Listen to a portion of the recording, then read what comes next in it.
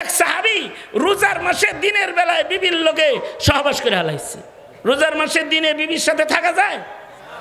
সাহাবী এই যে রোজার মাস আইতেছে, দিনের বেলায় সাহাবী বিবির লগে থাকছে। থাকা টাকা সাহাবী তো আবার বয়স তো আছে। সাহাবী তো আয়া কয়, ও আল্লাহর নবী, কামটা খারাপ করে হালাইছি। কি করছস? রোজা ভাঙা হালাইছি। কি করছস? বিবির লগে রাত্রে থাকছি। থাকছে না, রাত্রে তো তাই, দিনে থাকছে। রোজা বাংলি কেন? কাজটা তো ভালো করস নাই, অপরাধ হয়ে গেছে, কেমনে ক্ষমা পাইতে পারি? সিস্টেম কয়া দেন। আল্লাহর নবী বললেন, তাহলে যাও 60টা রোজা রাখো। কয়টা রোজা? সাহাবী কয়, একটা রাখতারি না, আমি কাম করে হালাইছি, আর 60টা রাখুন। 60 দিন কত লম্বা। কিন্তু আমাদের শেখ হাসিনা উনি উল্টা, উনি কোনো দোষ করে নাই। কাফন চোরে তো তার দোষ স্বীকার করছে। কিন্তু এই জালেম শয়তান এত বড় জালেম, বিডিআর মারল, ওগুলোকে হত্যা মনে করে না। শাপলা চত্বরে আলেম ওলামা মারল, এগুলোকে অপরাধ মনে করে না। সর্বশেষ রাজপথে ছাত্র জনতার বুক ঝাঁঝরা করে গুলি করে করে তাজা তাজা প্রাণ রাস্তায় ফেলে দিল, এগুলোকে অপরাধ মনে করে না। আর কয়, আমি কি করছি? আমি কি করছি? আমার কি দোষ? বুবু, দোষ চোখে দেখেন না? না, বর্ডারের ওই পার আছেন কেন? এই পার আসেন। এই 90% মুসলমানের দেশে একটু পাড়া দেন, আপনার দোষ চোখে আঙ্গুল দিয়ে আপনাকে দেখায় দেওয়া হবে। এই পৃথিবীতে যত মানুষ আছে, সব মানুষগুলো দুই ভাগে ভাগ হয়ে যাবে। একদল মানুষ জান্নাতের বাগানে জায়গা পেয়ে যাবে, আর আরেক দল মানুষকে দোজকের আগুনের ইন্ধন হতে হবে। জান্নাতে তারাই যেতে পারবে যাদের উপরে মহান আল্লাহ সন্তুষ্ট হবে, এবং যারা তাদের জিন্দেগির গুনাহ খাতাকে মাফ করাইতে পারবে, তাদের অপরাধ থেকে তারা মুক্ত হতে পারবে, অপরাধ থেকে মাগফিরাত নিতে পারবে, তারা আল্লাহ পাকের জান্নাতে চলে যাবে। এই পৃথিবীতে যদি একটা অপরাধ কেউ করে, কবিরা গুনাহ, কোনো মুমিন যদি একটা কবিরা গুনাহ করে, একটা অপরাধ করে কবিরা গুনাহ, তাহলে এই একটা কবিরা গুনাহই তাকে দোজকের আগুনে নিক্ষেপ করার জন্য যথেষ্ট। একটা কবিরা গুনার কারণেও দোজকের আগুনে যাওয়া লাগতে পারে। এ কারণেই চালাক চতুর মুমিনরা গুনাহমুক্ত জীবনযাপন করে। কারণ জান্নাত পেতে হলে গুনাহমুক্ত হতে হবে। জান্নাত পবিত্র জায়গা, আল্লাহ পাক পবিত্র, আল্লাহ পাকের জান্নাত পবিত্র। আল্লাহর জান্নাতে শুধুই মাত্র পবিত্ররাই জায়গা পাবে। কোনো মুশরিক, গুনাহগার, গুনাহযুক্ত, অপবিত্র কেউ আল্লাহর জান্নাতে যেতে পারবে না। এ কারণেই সাহাবায়ে কেরাম রিজওয়ানুল্লাহি আলাইহিম আজমাইন, ওনারা একটি কবিরা গুনাহ কবরে নিয়ে যান নাই। জামাতে সাহাবার প্রত্যেকেই, এই এদিকে তাকান, সোজা করেন, হাত সোজা করেন, ওঠান, হাত সোজা করেন, কথা শোনেন, দোনো হাত সোজা করেন, নাড়াচাড়া দেন, জবান খুলে আমার সাথে কথা বলেন, জবান খুলে বলেন সুবহানাল্লাহ, উচ্চ আওয়াজে আওয়াজ করে বলেন আলহামদুলিল্লাহ, লা ইলাহা ইল্লাল্লাহ। উঁচু আওয়াজে উঁচু স্বরে শয়তান তারায় আল্লাহর বরত্ব চিৎকার করে বলেন আল্লাহু আকবার। আরো জোরে আওয়াজ করে বলেন আল্লাহু আকবার। হাত নামান। এই যেমন আমার দিকে ছিলেন, ছাত্র তলবে ইলম ভাইদের সংখ্যা বেশি, মাশাআল্লাহ, আল্লাহ পাক বরকত দান করুক। সকলকে এই দিকে থাকার জন্য আবেদন জানাইতেছি। তা আমি যেটা বলতেছিলাম সেটা হলো এই কারণেই আল্লাহ পাকের পছন্দনীয় মুমিন যারা, উলাইকা হুমুল মুমিনুনা হাক্কা, যারা প্রকৃত মুমিন, আল্লাহ পাকের কাছ থেকে সনদ পেয়েছেন, তারা হলেন সাহাবায়ে কেরাম রিজওয়ানুল্লাহি আলাইহিম আজমাইন। নবীজির টোটাল জামাতে সাহাবার কেউ একজন সদস্য একটি গুনাহ সহ তারা কবরে যান নাই। অর্থাৎ তারা মৃত্যুর আগে তাদের কৃত হয়ে যাওয়া, ঘটে যাওয়া গুনাহ থেকে আল্লাহর কাছ থেকে আগে মাগফিরাতকে গ্রহণ করেছেন। আল্লাহু আকবার, জোরে করে বলেন। সাহাবীদের তো গুনাহ হয়েছে, নবীদের গুনাহ নাই। নবীদের গুনাহ হয় নাই। আহলুস সুন্নাতি ওয়াল জামার আকীদা হলো নবীরা মাসুম, নবীদের কি নাই, গুনাহ নাই। কিন্তু সাহাবায়ে কেরামের গুনাহ হয়েছে, এটাও আহলুস সুন্নাতি ওয়াল জামার একটি আকীদা। সাহাবীরা গুনাহ নিয়ে কবরে যায় নাই। সাহাবীরা মাগফুর মাহফুজ মিন নারি জাহান্নাম, তারা গুনাহ থেকে আল্লাহর কাছ থেকে মাগফিরাত পেয়েছেন এবং গুনাহ মুক্ত হয়ে তারা কবরে গেছেন। আল্লাহু আকবার। এই ঈমানটা আল্লাহ পাকের কাছে পছন্দের। আমাদের জীবনেও গুনাহ হয়, কিন্তু আমরা আমাদের গুনাহ থেকে মাগফিরাত না নিই, এটা মহান আল্লাহ চান না। আল্লাহ আমাদের ক্ষমা করে দিতে চান বিধায়, আমাদেরকেও আল্লাহ পাক মাগফিরাত দিতে চান বিধায় প্রতি শেষ রজনীতে আল্লাহ তাআলা আকাশে এসে আমাদের ডাকতে থাকেন, আসো কি কেউ গুনাহগার, আমার কাছে ক্ষমা চাও, আমি তোমার জীবনের সব গুনাহ মাফ করে দিব। আল্লাহু আকবার। এজন্যই তিনি লাইলাতুল কদর দান করেন। বছর ঘুরে ঘুরে লাইলাতুল কদর আসে, এ কারণেই তিনি ক্ষমার মাস রমাদান আমাদেরকে দান করেন। ঘুরে ঘুরে রমাদান আমাদের কাছে আসে। আমরা যারা মাপ চাই, ক্ষমা নেই, মুত্তাকি হই, তাদের উপরে তিনি খুশি হয়ে যান। আর যারা রমাদান পেয়েও গুনাহ ক্ষমা করায় না, লাইলাতুল কদর পেয়েও ক্ষমা নেয় না, যারা গুনাহযুক্ত রয়ে যায়, তাদের উপরে মহান আল্লাহ নারাজ হয়ে যায়। বান্দার অপরাধ যত বেশি হোক না কেন, যদি কেউ ক্ষমার উপযুক্ত হয় আর ক্ষমা চায়, আল্লাহর আযাব থেকে মুক্তি কামনা করে, মহান আল্লাহ পাকের শান হলো আল্লাহ পাক বড় অপরাধীকেও ক্ষমা করে দেন। লা তাকনাতু মির রাহমাতিল্লাহ, নিরাশ হতে আল্লাহ তাআলা মানা করেছেন। বড় অপরাধীকেও আল্লাহ পাক ক্ষমা করে দেন। আর আল্লাহ যদি ক্ষমা করে দেয়, সারা জিন্দিগি গুনাহ করার পরেও অনেক সময় জিন্দিগির সব গুনাহ মাফ করায়া কিসমত ভালো হইলে জান্নাতি হয়ে কবরে চলে যায়। বুখারী শরীফে আছে 100 খুনের আসামি, 100 খুনের আসামি কিন্তু আল্লাহর কাছ থেকে মাগফিরাত নিয়ে কবরে চলে গেছে। মাগফিরাতের জন্য চাহাত পেরেশানি তার আসছে, কারণ আল্লাহ পাক তো দয়ালু, বান্দাকে তো আল্লাহ তাআলা ভালোবাসেন।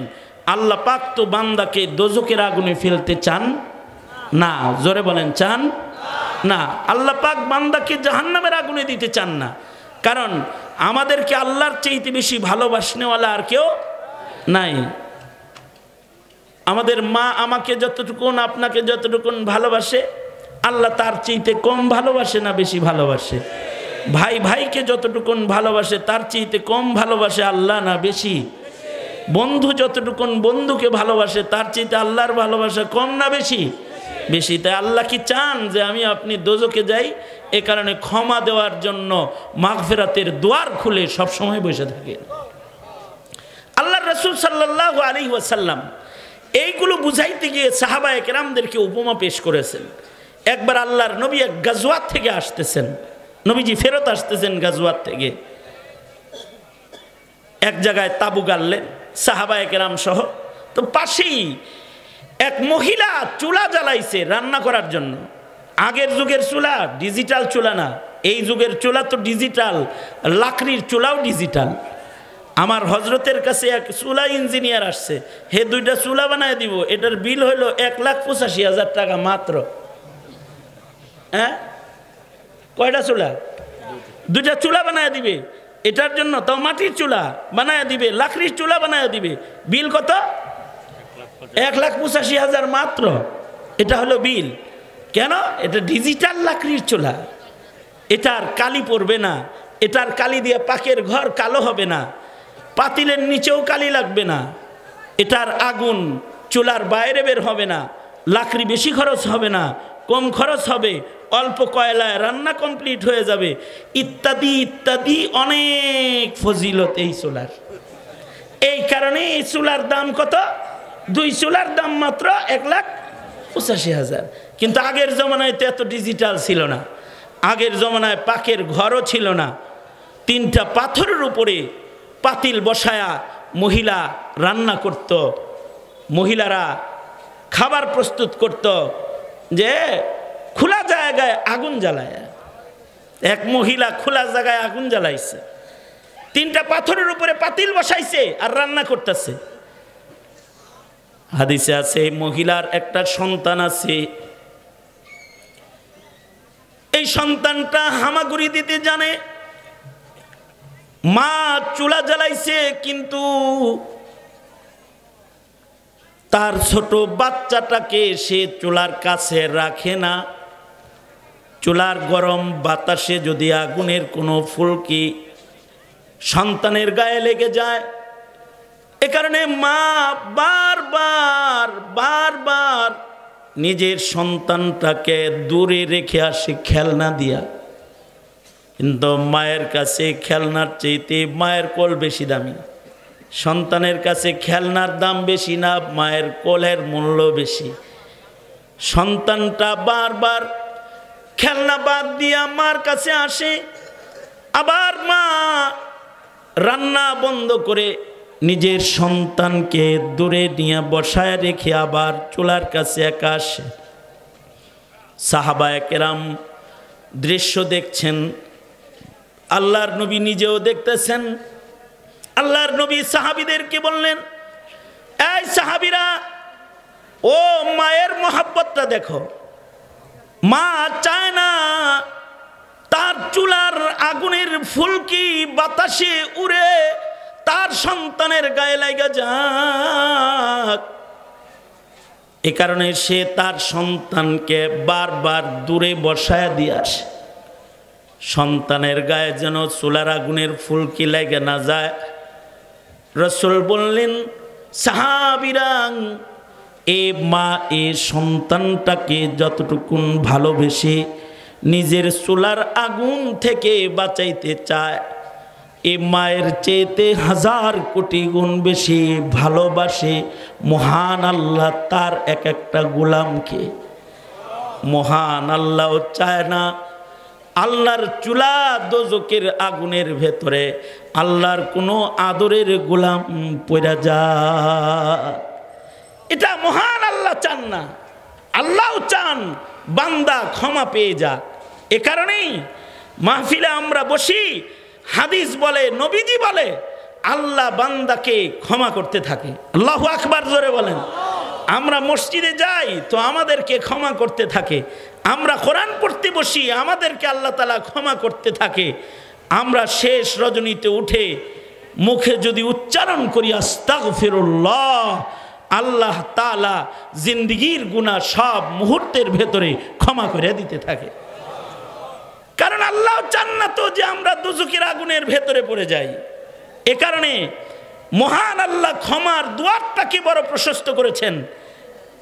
আর আল্লাহ পাকের এই ভালোবাসার কারণেই বড় বড় আসামিরাও আল্লাহর কাছ থেকে সহজে মাগফিরাত পাওয়া যায়, কারণ বান্দাকে আল্লাহ ভালোবাসেন বেশি। এ কারণে 100 খুনের আসামিকে ক্ষমা করে দিয়েছেন। ইমামে বুখারী রহমতুল্লাহ আলাইহি বনি ইসরাইলের ওয়াকিআতকে একত্রিত করেছেন, ক্ষমার ওয়াকিআত যা রাসূল বর্ণনা করেছেন এগুলোকে এক জায়গায় করেছেন। বুখারী শরীফে আলাদা তারজামাতুল বাব কায়েম করেছেন ইমাম বুখারী। এরপরে আল্লাহ বড় বড় আসামিদেরকে যে মাফ করছেন, এইটা আল্লাহ তাআলার ক্ষমার বর্ণনা আল্লাহর রাসূল সাহাবায়ে কেরামদেরকে শোনাইছেন।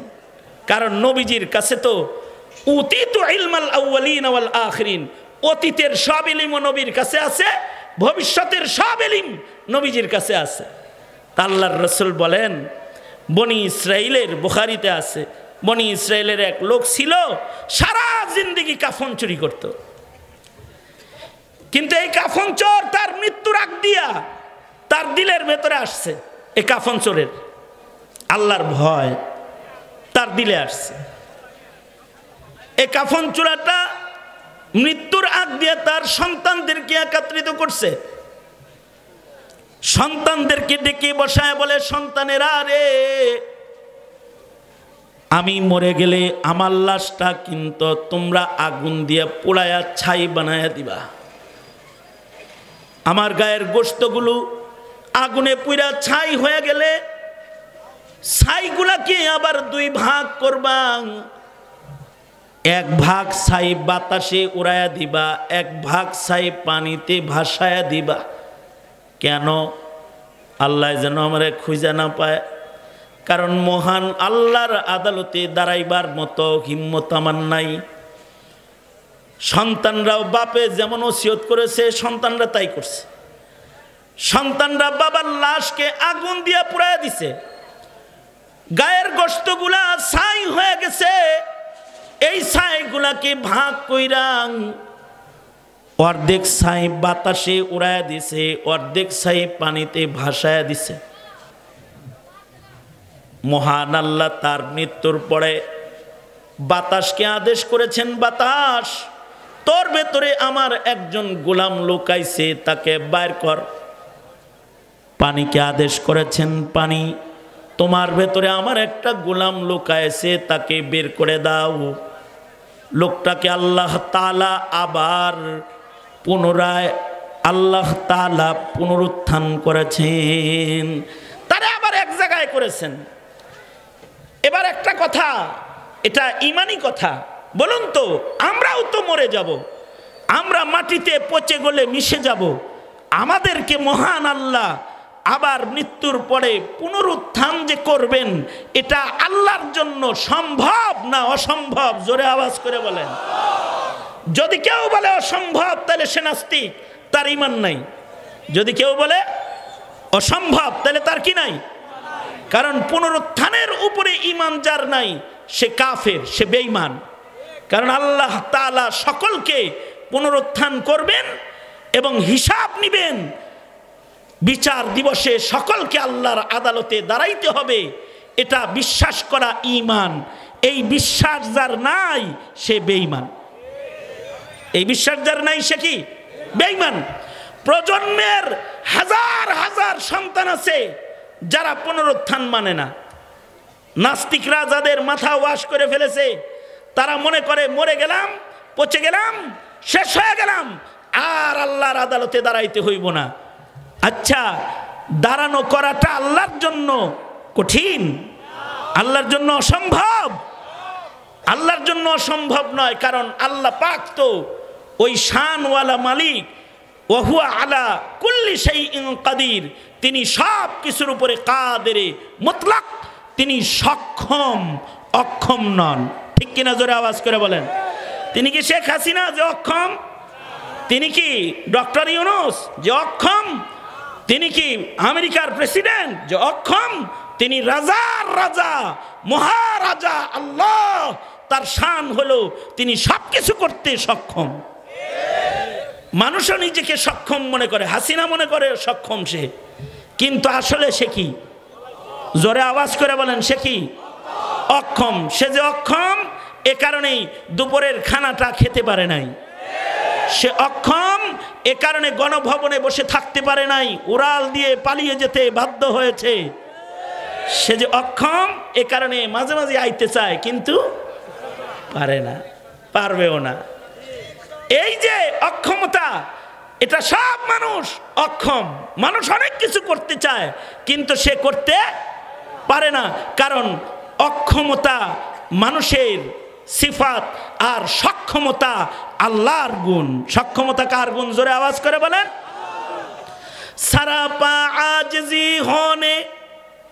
सरापा आजिज़ी होने ने बंदा कर दिया हमको, वगरना हम खुदा होते जो दिल बे आरज़ू होता, वगरना हम खुदा होते जो दिल बे आरज़ू होता। আমরা কোনো কিছুই পারি না যতক্ষণ না আল্লাহ তৌফিক না দেয়, কারণ আমরা বান্দা আর আল্লাহ পাক তিনি তৌফিক দাতা মালিক আল্লাহ, তিনি সব কিছু করনে ওয়ালা। আমরা অক্ষমতায় জর্জরিত আর আল্লাহ তাআলা সক্ষমতার গুণে গুণী, তার জন্য সব কিছু সক্ষম। আমাদের জন্য অক্ষমতা, যতক্ষণ না সক্ষমতা তিনি দান না করেন ততক্ষণ পর্যন্ত এক চুল এক কদম আগানোর ক্ষমতা আমাদের থাকে না। আমাদের এক হুজুর বলতেছিলেন আমাদেরকে, তোমরা কতটা অক্ষম, আমরা কতটা অক্ষম দেখছ, তোমার আমার যদি পেশাবে ধরে তাই আমরা ঠিক থাকতে পারি না। কি যদি খালি মুতে ধরে, মুতে চাপ দেয়, তাইলে কি করতে পারে না, নিজে ঠিক থাকতে পারে না। এইটা হলো বান্দার অক্ষমতা। আমাদের এক হুজুর মজা করতেন আমাদের সাথে। উনি বলতেন, আচ্ছা বলো তো বাবা, মাদ্রাসার ছেলেরা যে কখনো কখনো এক আঙ্গুল উঠায়, কখনো কখনো দুই আঙ্গুল উঠায়, কি লিগে উঠায়? তো একজন কয়, হুজুর পেশাবে ধরলে এক আঙ্গুল উঠায়, পায়খানায় ধরলে দুই আঙ্গুল উঠায়, কারণ কি বলো তো? ওই সময় ছোটটা করে এক আঙ্গুল, এই সময় বড়টা করে দুই আঙ্গুল। তো হুজুর বললেন, ব্যাখ্যা ভুল। কেন? ব্যাখ্যা হইলো, সঠিক ব্যাখ্যা হইলো, এক আঙ্গুল উঠায় বলে যে হুজুর আমি একটা কাজ করতে যাব, কম সময় হলেও চলবে, শুধু মুতে করব। কি বলে? এই স্যার বেটা কি কয়? শুধু মুতু করব, এই জন্য সময় কম লাগবে, এক আঙ্গুল। কিন্তু দুই আঙ্গুল যখন উঠায় তখন বলে, হুজুর আমার দুটি ছিদ্রি রানিং হবে, এটা ধুইতে সাফ করতে সময় বেশি লাগবে, তাই দুই আঙ্গুল, আমাকে একটু সময় বেশি দিবেন। কারণ এই দুই আঙ্গুলে উঠায় কখন? দুই কামে ধরে কখন? যখন তখন। দুই কাম এজন্য, কারণ মানুষ অক্ষমতায় জর্জরিত। মানুষ কেউ যদি নিয়ত করে যে আমি এক কাম করুম, শুধু হাগমু মুতমু না, এটা সম্ভব না।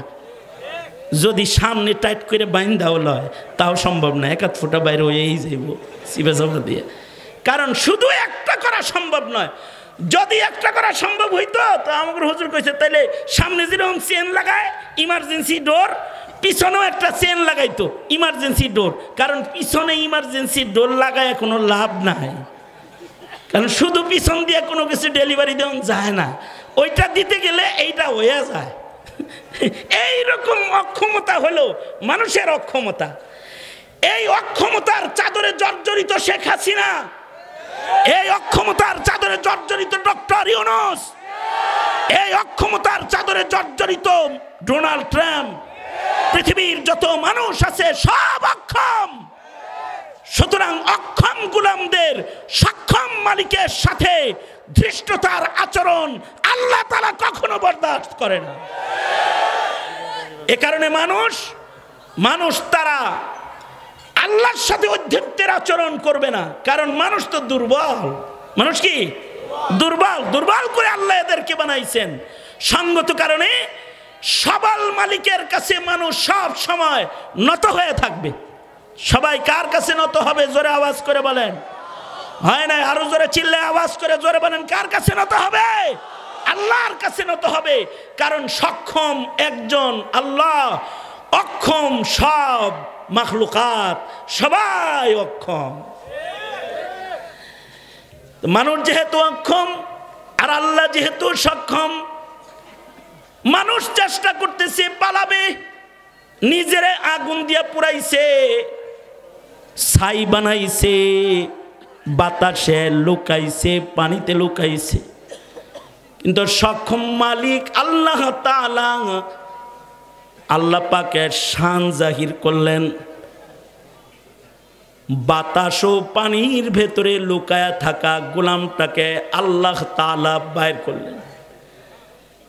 এবার যখন বান্দাটা অস্তিত্বে এসে গেছে, আল্লাহর নবী বলেন, আল্লাহ তাআলা বান্দাকে জিজ্ঞাসা করলেন, এই বান্দা, নিজেরে আগুনে পোড়ায়া ছাই বানালি কেন? নিজেকে পানিতে বাতাসে লুকাইলি কেন? বান্দা বলে, আল্লাহ আপনার ভয় করেছি, আপনাকে আমি ভয় পাই, আপনার আদালতে দাঁড়াইতে আমি ভয় পাই। আল্লাহর রাসূল বলেন, বান্দার এতটুকুন তাকওয়াল্লাহ মহান মালিকের কাছে এত পছন্দ হয়ে গেছে। আল্লাহর নবী বলেন, আল্লাহ তাআলার সাথে সাথে বললেন, বান্দা যাও আমার ভয়ে যেহেতু এই কামগুলা তুমি করেছ, আমি তোমাকে মাফ করে জাহান্নামের আগুন থেকে মুক্তি দিয়ে দিলাম, তোমাকে ক্ষমা করে দিলাম। এটা হলো আল্লাহর ভয়, যে আল্লাহ বান্দাকে এত ভালোবাসে যে এতটুকুন ভয় যদি কেউ আল্লাহকে করে তা আল্লাহ তাআলা তাকে ক্ষমা করে দেয়, মাফ করে দেয়। কারণ ক্ষুধা ভীতির মূল্য রবের কাছে অনেক। ক্ষুধা ভীতুদেরকে রব ক্ষমা করে, ক্ষমা করাটা নিজের শান বানিয়েছেন। এখন এই লোক তো এরকমও হইতে পারে, মুতাকাল্লিমিনরা বলে এই লোক তো পুনরুত্থানই মানে না, যে কারণে সে নিজেরা আগুন দিয়ে পুরাইছে, সে বাস বাদাল মওত মানে না।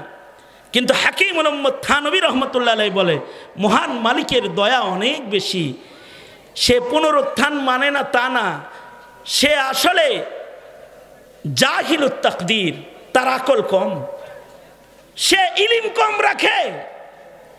হযরত হাকিম মুহাম্মদ থানভী রহমতুল্লাহ আলাইহি বলেন জাহিলুত তাকদীর, সে তাকদীর অস্বীকারী না, আসলে তার জ্ঞান বুদ্ধি কম।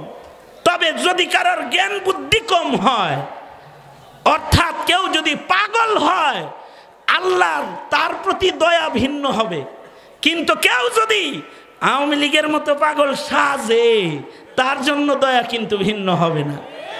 আওয়াজ করে বলেন ঠিক না বে ঠিক? বুঝেন আমি কি বুঝে? একটা হলো পাগল হওয়া, আর একটা হলো পাগল সাজা, পাগল সাজছে। আর একটা হলো পাগল হওয়া, আকল আসলে কম। আকল যদি কোনো সন্তানের কম হয়, মা বাপ সন্তানের প্রতি দয়ালু হয়। এ কারণে ছোট সন্তান যদি অপরাধ করে, মা বাপ তার কম আকলের কারণে সন্তানরে মাফ করে দেয়। আকল যদি কম হয়, সরওয়ারে দু আলম নবীও মাফ করে দেয়। যেমন বুখারী শরীফের ভেতরে আছে, এক সাহাবী রাসূলের দরবারে এসেছে, এসে মসজিদের ভেতরে দাঁড়ায়া পেশাব করে দিছে। ফাবালা কাইমান ফিল মসজিদ, মসজিদে দাঁড়ায়া পেশাব করে দিছে। যারা আকলমন্দ তারা কয় এই সাহাবী, এই এই মুতসকে এনে। নবীজি কয় ওর বুদ্ধি কম, থামো, ওরে ছাইরা দাও, পেশাবটা করতে দাও। পেশাবের মাঝখানে থামাইলে অসুস্থ হবে, ওরে বাধা দিও না। সাহাবী এতই বোকা, এতগুলা সাহাবী বাধা দিছে, তার আকল এত কম। নবী যে কইছে ঠিক করো করো করো করো, আবার দাঁড়ায় বাকিটাও করে হালাইছে। মানে তার আকলের কমজোরি এত যে কোথায় পেশাব করতে হবে তাও জানে না। বাধা দিল এত লোক, নবী করতে গেলে আবার কইরাও ফেলাইলো। তা আল্লাহর রাসূল সাহাবায়ে কেরামদেরকে বললেন, সাহাবীরা তোমরা পানি দিয়া মসজিদের জায়গাটাকে ধৌত করে দাও। আর হেরে ডাইকা বললেন, এই বাবা এগুলো করা লাগে না, এটা মসজিদ, এটা মসজিদ, এখানে জিকির করতে হয়, এখানে সেজদা দিতে হয়, এখানে কোরআন পড়তে হয়, এটা কোরআন পড়ার জায়গা, জিকির করার জায়গা, সেজদা দেওয়ার জায়গা। আদর করে বুঝায়া বইলা দিলেন, কিছু বললেন না। তাই বলে কেউ যদি পাক জায়গায় যায় না পাক কাজ করে, সবাইকে ছেড়ে দেওয়া ঠিক না, বুদ্ধিমানের কাজ না।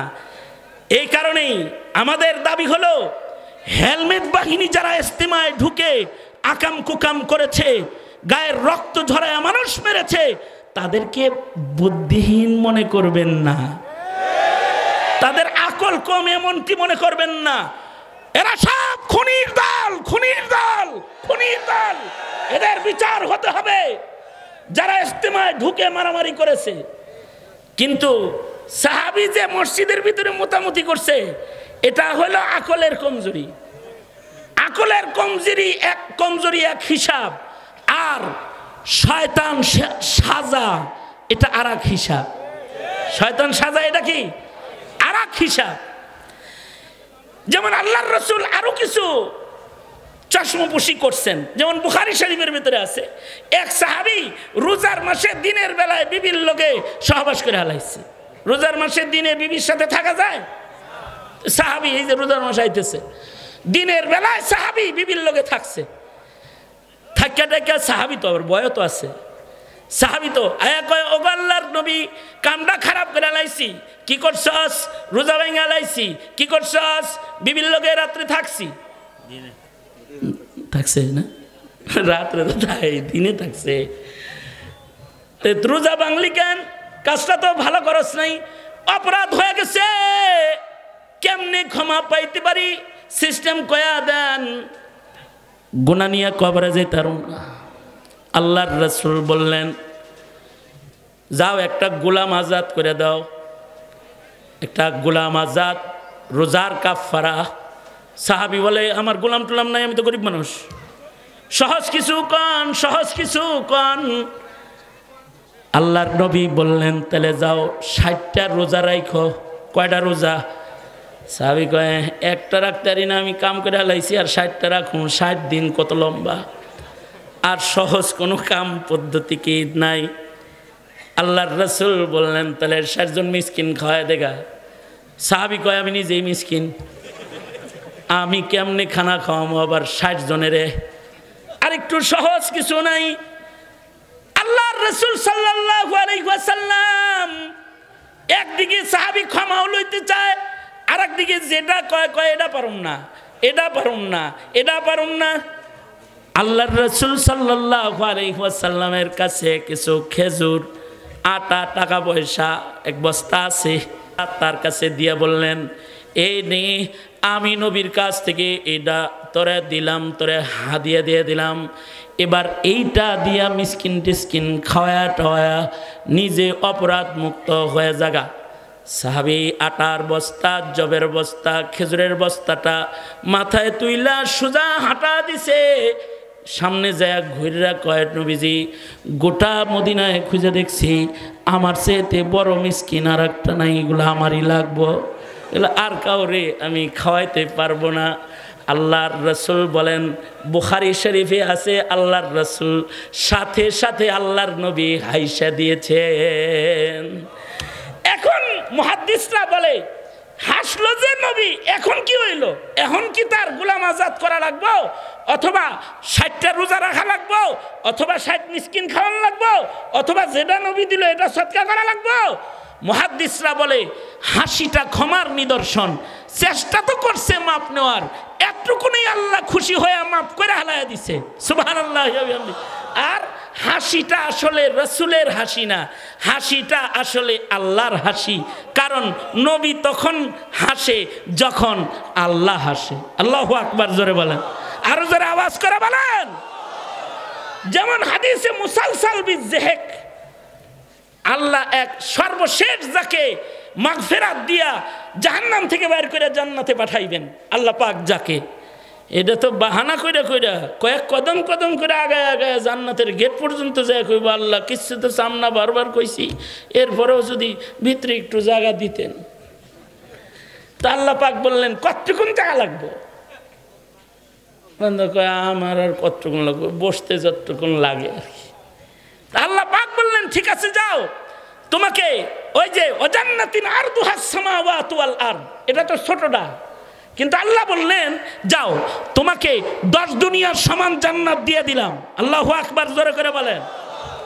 এবার সে কয় আতাসখারু বি আনতাল মালিক আতাস্তাহজিউ বি আনতাল মালিক, আপনি রাজার রাজা, বাদশার বাদশাহ, আল্লাহ আমার মতো গোলামের লগে মস্কারি করেন?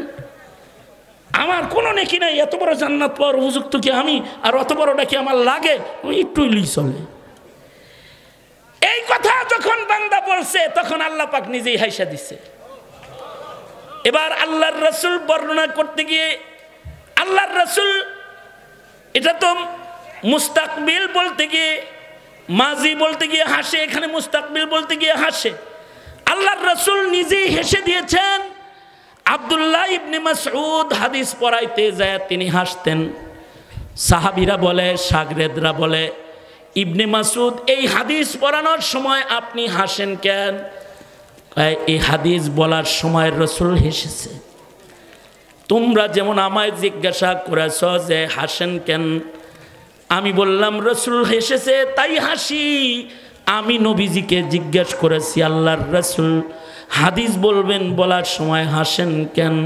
কয় এই হাদিসের ইলম আমার কাছে বর্ণনার সময় মহান আল্লাহ নিজেও হেসে দিয়েছে। তার মানে হলো রাসূল তখন হাসে যখন আল্লাহ হাসে, আর হাসিটা ক্ষমারই নিদর্শন।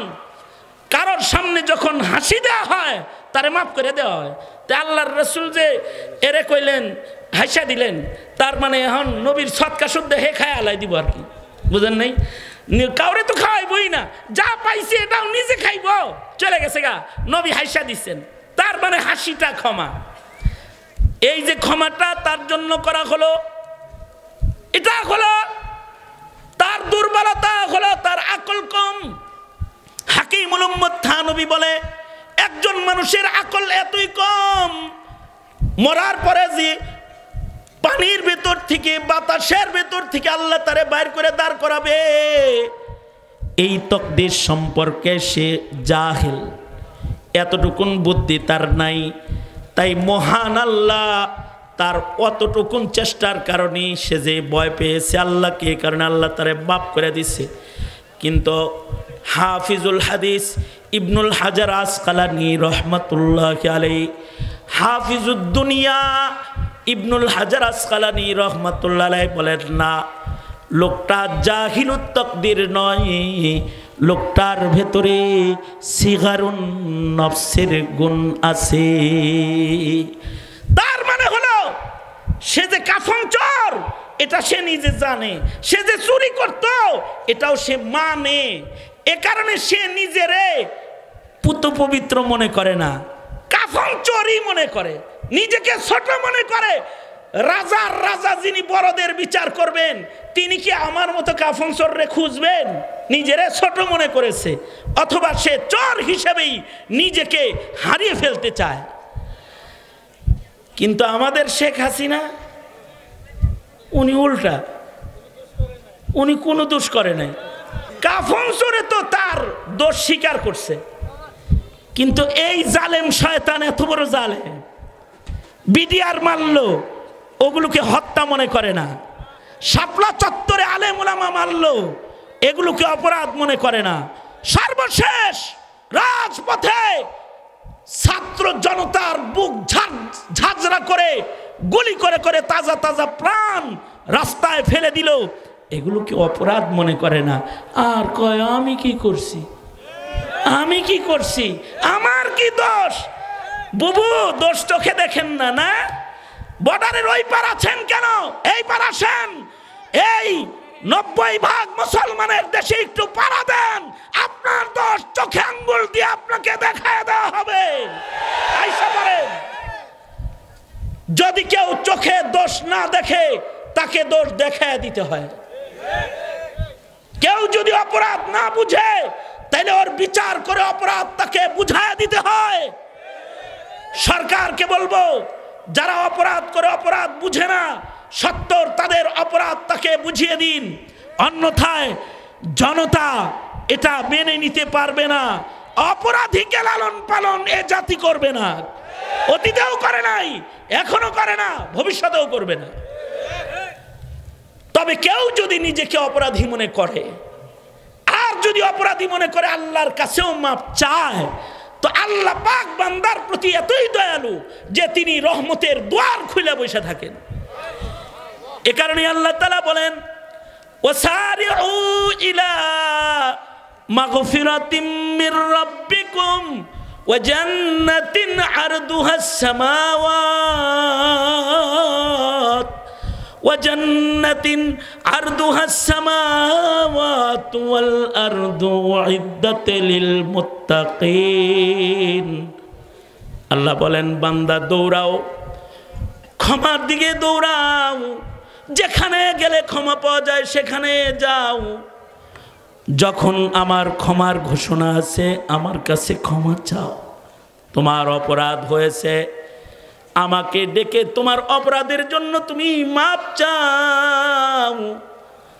যারা আমার কাছ থেকে ক্ষমা নিবা তারা জান্নাত পাবা।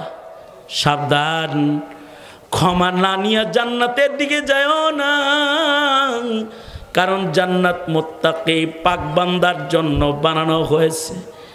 একটা কবিরা গুনাহ সহ কেউ কিন্তু জান্নাতে ঢুকতে পারবে না।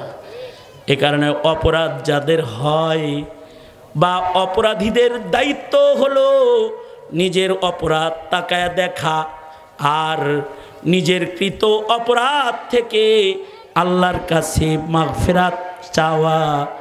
যারা মাগফিরাত চাইবে আর যারা দুনিয়ার জমিনে গুনাহ থেকে আল্লাহর কাছে মাপ চেয়ে মাপ নিবে, মরার সাথে সাথে তারা জান্নাতে চলে যাবে।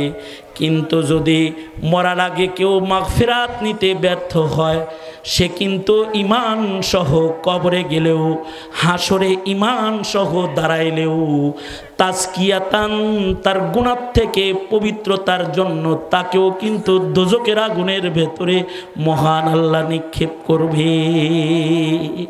ঈমানদার, তার ঈমান আছে, তার মুখে কালিমা আছে, হৃদয়ে ঈমানের বিশ্বাস আছে, কিন্তু ক্ষমা নেয় নাই, তাকে কিন্তু আল্লাহ তাআলা দোজকে নিক্ষেপ করবে। সুতরাং আমরা যেন দোজকের আগুনে নিক্ষিপ্ত না হই, আমাদেরকে দোজকের আগুন থেকে বের করতে রমাদান আবার আমাদের সামনে এসে পড়েছে। আসুন আমরা সবাই রমাদানুল মুবারকের ক্ষমা নেওয়ার জন্য মুজাহাদা, মেহনত, মুশাক্কাত উঠাইতে নিজেকে প্রস্তুত করি। ইনশাআল্লাহ বলেন, জোরে আওয়াজ করে বলেন ইনশাআল্লাহ, জোরে করে বলেন। রমাদানে আল্লাহর মাগফিরাত নিতে অধিক মেহনত করব ইনশাআল্লাহ। কারা কারা করব অধিক মেহনত? 8 রাকাত পড়া না 20 রাকাত পড়া? সূরা পড়া না খতম পড়া?